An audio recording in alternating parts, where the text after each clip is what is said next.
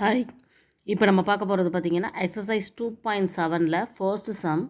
இந்த எக்ஸசைஸ் பார்த்தீங்கன்னா ஃபுல்லாக ஜிபியில் வருது. ஜியோமெட்ரிக் ப்ரோக்ரஷன் மெத்தடை ஃபாலோ பண்ணி செய்கிற மாதிரியான சம்ஸ் இருக்கும்.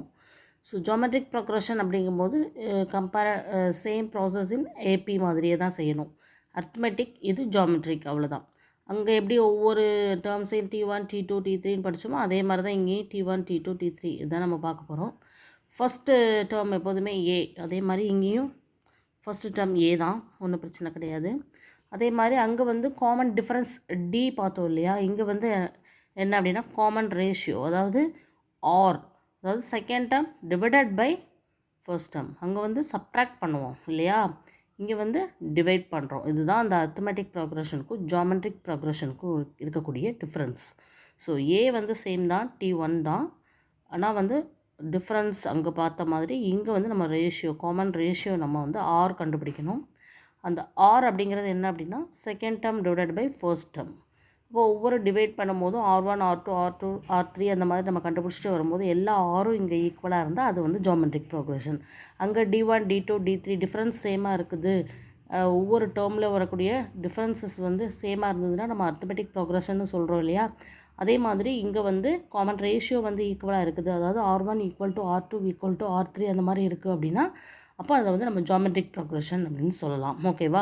ஸோ இதை வச்சு ஃபார்முலாஸ்லாம் இருக்குது. எப்படி நம்ம அர்த்மெட்டிக் ப்ரோக்ரஷனில் ஒவ்வொரு சம்மாக சால்வ் பண்ணோமோ அதே மாதிரி ஃபார்முலாஸ் எல்லாம் யூஸ் பண்ணி தான் செய்ய போகிறோம்.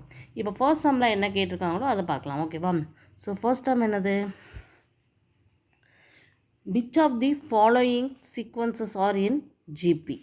Okay, which of the following sequences are in GPன்னு சொல்லி ஒரு 6 சப்டிவிஷன் கொடுத்துருக்காங்க. ஓகே ஓகே ஃபர்ஸ்ட் சம் வந்து என்ன கொடுத்துருக்காங்கன்னு பாருங்கள். 3, 9, 27, 81 டாட் டாட் டாட் இந்த மாதிரி ஒரு சீரீஸ் கொடுத்துருக்காங்க. இது வந்து ஜிபியில் இருக்குதா அப்படிங்கிறத நம்ம கண்டுபிடிக்கணும். அப்போது ஒரு சீரீஸ் வந்து ஜிபியாக இருக்குதா அப்படின்னா அதுக்கு கண்டிஷன் என்ன அப்படின்னா R1 ஈக்குவல் டு R2 அந்த மாதிரி இருக்கணும். அந்த ஆர் நம்மளுக்கு கிடைக்கிற காமன் ரேஷியோ ஈக்குவலாக இருக்குது அப்படின்னா அது கண்டிப்பாக ஜிபி. இதே தான் நம்ம ஏபிலேயே பார்த்துருப்போம். காமன் டிஃப்ரென்ஸ் வந்து ஈக்குவலாக இருக்குன்னா அது வந்து அர்த்மெட்டிக் ப்ரோக்ரஷன் ஏபின்னு சொல்லி நம்ம எழுதியிருப்போம். அதே மாதிரி தான் இங்கேயும். ஸோ இப்போ வந்து ஆர் எவ்வளோ இருக்குதுன்னு பார்க்கலாம். ஓகேவா? ஸோ ஃபஸ்ட்டு பார்த்திங்கன்னா ஆருக்குரிய ஃபார்முலா என்ன அப்படின்னா, இப்போ R1 அப்படின்னா T2 பை T1, R2 அப்படின்னா T3 பை T2 இது எழுத தெரியணும், R3 அப்படின்னா T4 பை T3 இந்த மாதிரி. ஏன்னா இங்கே எத்தனை டேர்ம்ஸ் கொடுத்துருக்கோம் அத்தனை டேர்ம்ஸ்க்கும் நம்ம ஆர் கண்டுபிடிக்கணும். ஸோ இப்போ ஃபஸ்ட்டு கண்டுபிடிக்கலாமா? R1 9 by 3, so 3 answer. அதே மாதிரி செகண்ட் R2 அப்படிங்கும்போது 27 by 9, 1 9 is 9, 3 9s are 27, so 3 தான் வந்திருக்குது. அதுக்கப்புறம் T4 பை T3ங்கும் போது 81 by 27, so 3 table 9 3s are 27, so 3. So R1 is equal to R2 is equal to R3, so it is in GP. The series is GPன்னு எழுதிடலாம். இவ்வளோ தான், ஈஸியாக இருக்குது இல்லையா? அந்த சீரீஸில் கொடுத்துருக்கக்கூடிய டேர்ம்ஸுக்கு நம்ம R1 R2 அப்படி கண்டுபிடிக்கும் போது அது எல்லாமே ஈக்குவலாக இருந்தால் அது ஜிபி, ஈக்குவலாக இல்லை அப்படின்னா நோட் ஜிபி. ஓகேவா?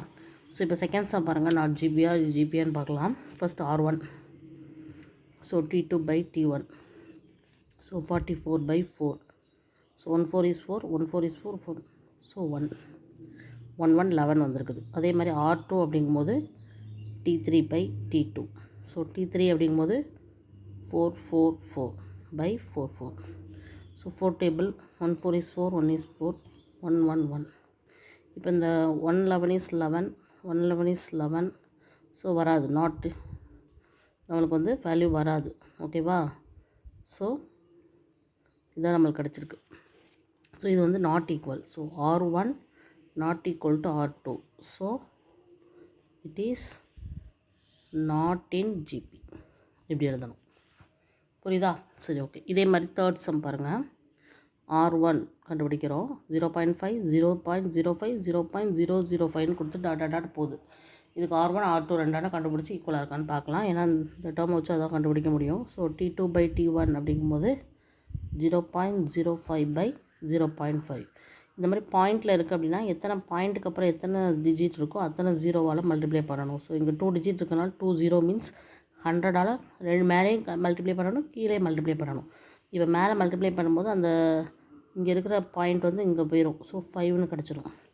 கீழே அதே மாதிரி 2 ஜீரோக்கு 2 பாயிண்ட் தள்ளி வரும். ஸோ இங்கே வரும்போது ஒரு பாயிண்ட் போயிடும், இன்னொரு பாயிண்ட்டுக்கு 0 நம்மளாவே சேர்த்துக்கணும். So 50. So 1 5 is 5, 1 5 is 5, 0. So 1/10. புரியுதா? அதே மாதிரி இப்போ R2 வருதான்னு பார்க்கலாம். So T3/T2 is equal to 0.005/0.05. அப்போ இங்கே பாயிண்ட்டுக்கு அப்புறம் எத்தனை டிஜிட் இருக்குது? 3 டிஜிட்ஸ். ஸோ 1 2 3, கீழேயும் 1 2 3. மேலே மல்டிப்ளை பண்ணும்போது 3 டிஜிட் தாண்டி 5ன்னு வந்துடும், கீழே மல்டிப்ளை பண்ணும்போது அதே மாதிரி 15 வரும். So 1 5 is 5, 1 5 is 5, 0. So 1/10. So R1 equal to R2. So this series is it is in GP. ஈஸியாக எழுதிடலாம். ஓகேப்பா? So very simple. ஸோ இதே மாதிரி அடுத்த சம் பாருங்கள். 4th some same procedure. R1 கண்டுபிடிக்க போகிறோம். T2/T1. ஸோ 1/6/1/3. இந்த மாதிரி 2 டிவிஷனாக வந்தால் மேலே உள்ள பார்ட் அப்படியே 1/6ன்னு வச்சுக்கணும். கீழே உள்ள பார்ட்டு நம்ம மல்டிப்ளை பண்ணி ரெசிப்ரோக்கலாக எழுதுகிறோம், தலை மாற்றி எழுதுகிறோம். So 1 1 cancel, 1 3 is 3, 2 3s are 6. So 1/2. So இதே மாதிரி அடுத்த R2 வருதான்னு பார்ப்போம். R2 is equal to T3/T2. T3ங்கிறது இங்கே 1/12/1/6. So same procedure. அந்த 1/10 அப்படியே எழுதிடலாம். கீழே இருக்க 1/6 மேலே வரும்போது மல்டிப்ளையாக ரெசிப்ரோக்கலாக வரும்.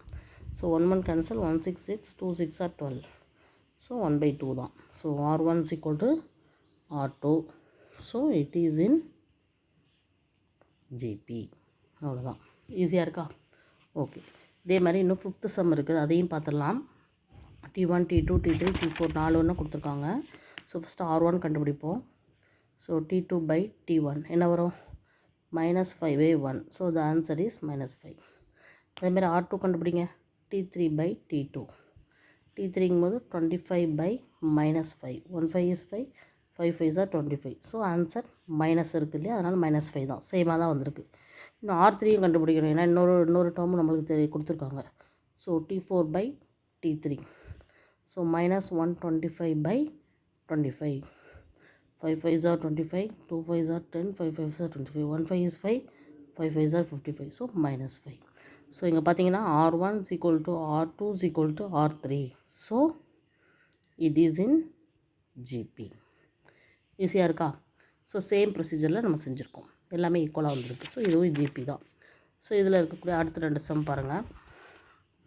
6th சம் 4 டேர்ம் கொடுத்துருக்காங்க இல்லையா. ஸோ R1 கண்டுபிடிப்போம். R1ங்கும் போது T2/T1 என்ன வருதுன்னு பாருங்கள். 60/120. So 0 0 cancel, 1 6 6, 2 6 are 12. ஸோ 1/2 வருது. அதே மாதிரி R2 கண்டுபிடிக்கும் போது T3/T2. So 30/60. 0 0 cancel, 1 3 is 3, 2 3s are 6. So அது 1/2 தான். ஸோ இன்னொரு டிஜிட்டு கொடுத்துருக்கிறதுனால அது R3 எடுப்போம். ஸோ T4/T3 அப்படிங்கும்போது 18/30 என்ன வரும்? 2 டேபிளே போடலாம். 18 15. 3 3s are 9, 5 3s are 15. So 3/5 வருது. இப்போ R3 வந்து R1 equal to R2 இருக்குது, ஆனால் not equal to R3 இருக்குது. So it is not in GP. நல்லா கரெக்டாக இதான் செய்யணும். கொடுத்துருக்க எல்லா டேர்முக்கும் கண்டுபிடிக்கணும். முதல் 2 டேர்ம் சேமாக இருக்குன்னு ஒன்று நம்ம GPன்னு எழுதிட முடியாது. ஓகேவா? அதுக்கு அடுத்த டேர்ம் ஃபுல்லாகவே கண்டுபிடிக்கணும். எல்லாம் ஈக்குவலாக இருந்தால் மட்டும்தான் அது GP. ஓகே, திஸ் இஸ் இந்த சம்மில் இருக்கக்கூடிய லாஸ்ட் சம். 16 4 1 1/4 இல்லையா. ஸோ 1 கண்டுபிடிக்கலாம். ஸோ R1 அப்படிங்கும்போது T2/T1. So 4/16. 1 4 is 4, 4 4s are 16. So 1/4 is answer. அதே மாதிரி R2 அப்படிங்கும்போது T3/T2. ஸோ 1/4 டேரெக்டாகவே கிடச்சிருச்சு. R3 எப்படி எழுதுகிறோம்? T4/T3. ஸோ 1/4/1/4. 1. இது எப்படி எழுதணும்? 1/4 மல்டிப்ளை பை 1ங்கும்போது 1/4 தான் வரும். So R1 equal to R2 equal to R3 தான் இருக்குது. So it is in GB. அவ்வளோதான். ரொம்ப ரொம்ப ஈஸி தான் அந்த ஃபர்ஸ்ட் சம். ஓகேவா? ஸோ ஆர் எல்லாம் ஈக்குவலாக இருந்தால் அது ஜிபின்னு சொல்ல முடியும். அந்த கான்செப்டில் செஞ்சுருக்கோம். ஓகேவா? Okay, thank you.